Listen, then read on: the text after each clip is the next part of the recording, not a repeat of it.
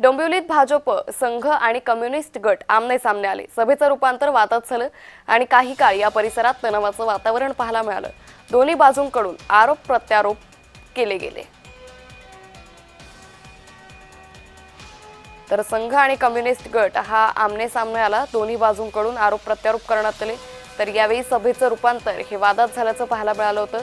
त्यामुळे संपूर्ण परिसरात तणावाचं वातावरण होतं। भाजप संघ आणि कम्युनिस्ट गट हा आमने सामने आला आणि त्यानंतर या सभेचं रूपांतर वादात झालं होतं। तर पोलिसांच्या मध्यस्थीनंतर ही सर्व परिस्थिती नियंत्रणात आणली गेली।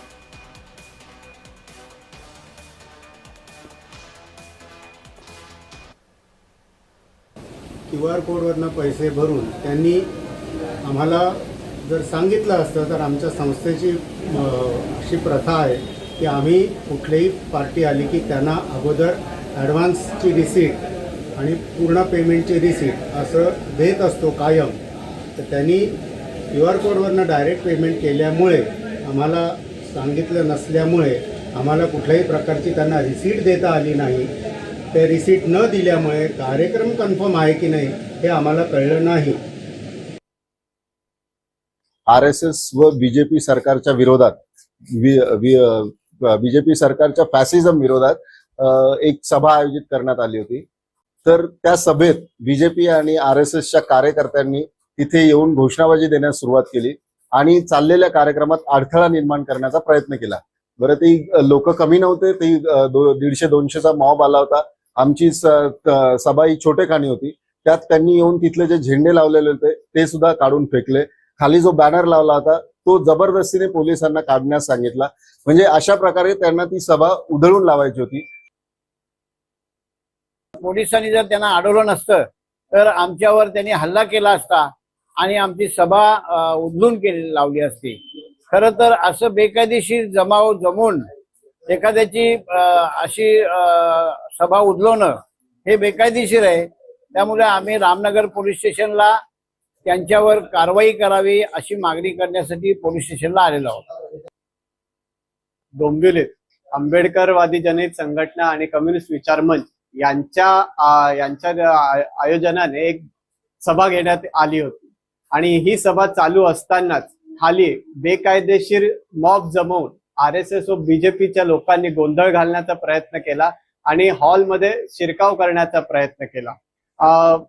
फॅसिझम त्यांचं म्हणणं होतं की हा फॅसिझम आणि RSS व बीजेपीच्या फॅसिझमला विरोध होता। मात्र हे त्रिकाल सत्य आहे की जे बीजेपीचे कार्यकर्ते आहेत ते RSS संघामध्ये जाणारे सुद्धा आहेत। तर या सर्व परिस्थितीचा आढावा घेतलाय आमचे प्रतिनिधी किशोर पगारे यांनी। जनहित जागृती अशा प्रकारचा एक कार्यक्रम होता। ह्या कार्यक्रमाला भारतीय जनता पार्टीचे आणि RSSचे कार्यकर्ते गेले आणि त्यांनी विरोध दर्शवला, त्यांचे झेंडे फेकले, असं काही त्यांच्यावर आरोप लावलेले आहेत। परंतु दस्तूर खुद आता भारतीय जनता पार्टीचे माजी नगरसेवक आणि विरोधी पक्षनेता कल्याण डोंबिवलीचे मंदार हळवे माझ्यासोबत आहेत। त्यांना आपण विचारतो, आपण ह्या आंदोलनाच्या इथे गेला होतात आपले काही सहकारी पदाधिकारी घेऊन, पोलिसांनी आपल्याला हटकलं, झेंडे जे काय आहेत ते फेकण्यात वगैरे आले असे तुमच्यावर आरोप होतात, नेमकं काय झालं? मुळात आमचे कार्यकर्ते तिथे गेले होते ही वस्तुस्थिती आहे। हा कार्यक्रम ज्या कुठल्या संस्थेने आयोजित केला होता त्यांनी मुद्दामून सगळ्यांना अंधारात ठेवले।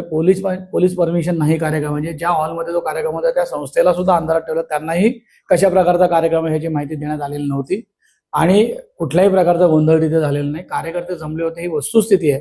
पण कुठल्याही कार्यकर्त्याला म्हणजे ज्या संस्थेचा कार्यक्रम त्यांच्या कुठल्याही प्रकारची मारहाण किंवा खिवेगाळ किंवा काही कुठल्या झेंड्याला काय, बघा शेवटी संघ आणि भाजपचे जे कोण कार्यकर्ते तिथे होते आम्ही सगळे या विचाराचे की झेंडा कुठलाही असो तो त्या संस्थेचा किंवा त्या विचारधारेचा पाईक आहे, म्हणजे प्रतीक आहे, त्याचं कधीच आम्ही नुकसान करणार नाही।